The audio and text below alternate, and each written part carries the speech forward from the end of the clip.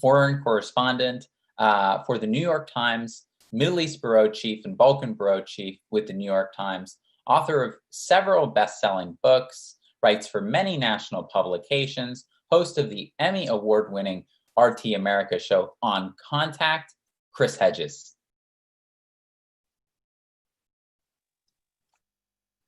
Thanks, Nick, and thanks for letting me speak with such impressive people, some of whom I know and most of whom I know about.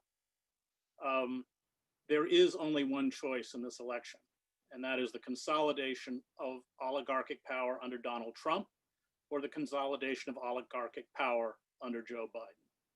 The oligarchs with Trump or Biden will win again, and we will lose.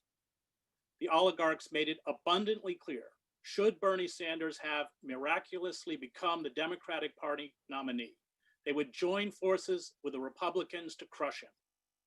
The oligarchs preach the mantra of the least worst to us when they attempt to ram a Hillary Clinton or a Joe Biden down our throats, but ignore it for themselves. They prefer Biden over Trump, but they can live with either. Only one thing matters to the oligarchs. It is not democracy. It is not truth. It is not the consent of the governed. It is not income inequality. It is not the surveillance state. It is not endless war. It is not jobs. It is not the climate breakdown. It is the primacy of corporate power, which has extinguished our democracy and left most of the working class and the working poor in misery, as well as the continued increase and consolidation of their wealth. It is impossible to work within the system to shatter the hegemony of oligarchic power or institute meaningful reform. Change, real change, will only come by sustained acts of mass civil disobedience and mobilization, as with the Yellow Vest movement in France and the British-based Extinction Rebellion. The longer we are fooled by the electoral burlesque, the more disempowered we will become. Dr. Cornel West and I were on the streets with protesters in Philadelphia outside the appropriately named Wells Fargo Center during the 2016 Democratic Convention, when hundreds of courageous Sanders delegates walked out of the hall. "Show me what democracy looks like," they chanted, holding Bernie signs above their heads as they poured out of the exits. "This is what democracy looks like." Sanders' greatest tactical mistake was not joining them. He bowed in fear before the mighty altar of the corporate state. He had desperately tried to stave off a revolt by his supporters and delegates on the eve of the convention by sending out repeated messages in his name, most of them authored by members of the Clinton campaign, to be respectful, not disrupt the nominating process and support Clinton. Sanders was a dutiful sheepdog then and is a dutiful sheepdog now, attempting to herd his disgruntled supporters into the embrace of the Clinton and now Biden campaign. Sanders apparently believed that if he was obsequious enough to the Democratic Party elite, they would give him a chance in 2020, a chance they denied him in 2016. Politics, I suspect he would argue, is about compromise and the practical, and this is true. But playing politics in a system that is not democratic is about being complicit in the charade. Sanders misread the Democratic Party leadership, swamp creatures of the corporate state. He misread the Democratic Party itself, which is a corporate mirage.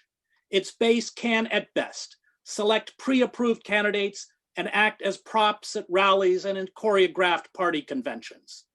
The Democratic Party voters have zero influence on party politics or party policies.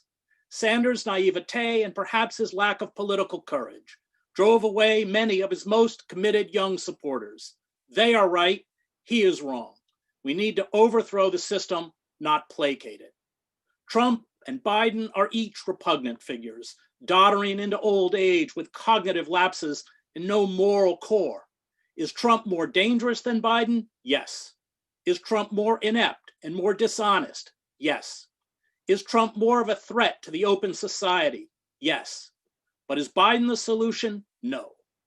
Biden represents the nostalgia of the ruling elite for the old neoliberal order. He personifies the betrayal by the Democratic Party of working men and women that spark the deep hatred of the ruling elites across the political spectrum. He is a gift to demagogues and con artists like Trump. A Biden presidency will ensure that far more competent demagogues will rise to take power. Biden cannot plausibly offer change. He can only offer more of the same, and most Americans do not want more of the same. The country's largest voting bloc, the 100 million plus citizens who out of apathy or disgust do not vote, will once again stay home.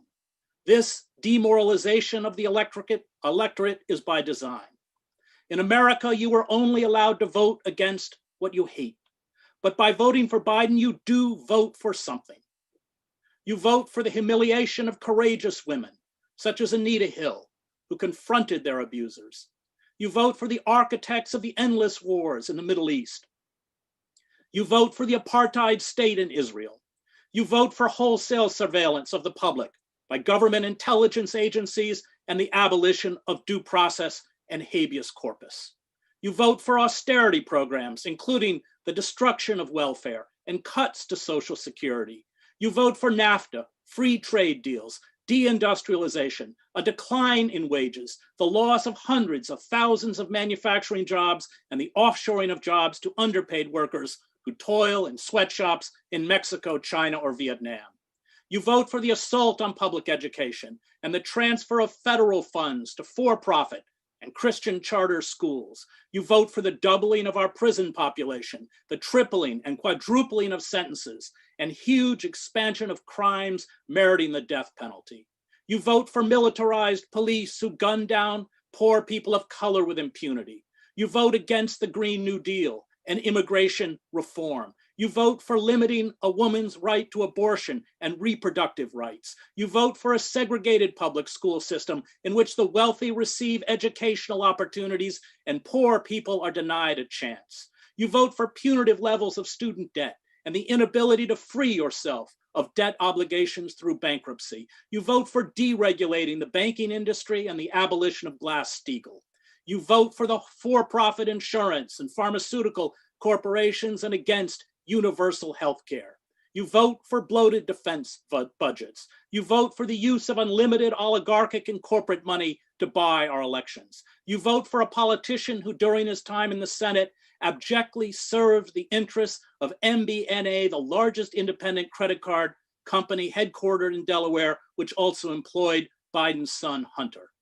What the public wants and deserves will again be ignored for what the corporate lobbyists demand if we do not respond to the social and economic catastrophe that has been visited on most of the population, exacerbated by our failure to control the pandemic. We will be unable to thwart the rise of corporate tyranny and a Christian fascism or halt the ecocide that will wipe out the human species along with most other life forms. Right-wing violence, along with lethal police violence, will explode with or without Trump in office if we do not build robust socialist programs to reintegrate those who've been pushed aside back into society, to heal the ruptured social bonds, to give workers jobs that provide a sustainable income and dignity, empowerment, and protection, to provide free and well-funded schooling through college. If we do not rebuild our labor unions, along with instituting universal health care and an end to the squandering of our resources on endless war. Yes, we need new radical parties, which is why I'm here today. And in this election and from now on, we need to stand up for our values, not surrender them, which is why I urge you in this election to vote for the Green Party. I am not willing to surrender every issue I care about to become an accomplice in this moral squalor and death march to extinction. But I'm also not naive enough to tell you we can win. The corporate state has built very effective mechanisms of control and oppression. But these corporate forces have us by the throat, and they have my children by the throat. In the end, I do not fight fascists because I will win. I fight fascists because they are fascists. Thank you.